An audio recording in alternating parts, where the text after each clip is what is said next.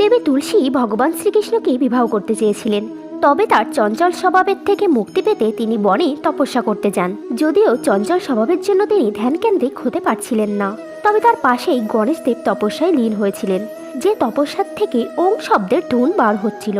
যখন ওই শব্দই দেবী তুলসী শুনতে পান, তখন তিনি ওং শব্দটিকে বাঁশির সুর ভাবেন, আর সেই শব্দ শুনতে শুনতেই দেবী তুলসী গণেশদেবের কাছে তপস্যা স্থলে পৌঁছান আর গণেশদেবকে শ্রীকৃষ্ণ ভেবে তাকে বিবাহের প্রস্তাব দেন, যার কারণে গণেশদেবের ধ্যান ভঙ্গ হয়ে যায়।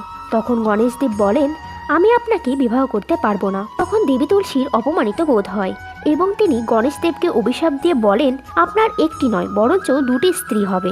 এটি শুনে গণেশদেবও ক্রোধিত হয়ে যায় এবং দেবী তুলসীকে অভিশাপ দিয়ে বলেন, তার পূজায় কোনোদিন তুলসীর ব্যবহার করা হবে না, আর তার বিবাহ শ্রীকৃষ্ণের সঙ্গে নয় বরঞ্চ একটি অসুরের সঙ্গে হবে। তখন দেবী তুলসী তার চঞ্চল স্বভাবের কারণে বিবশ হয়ে গিয়েছিলেন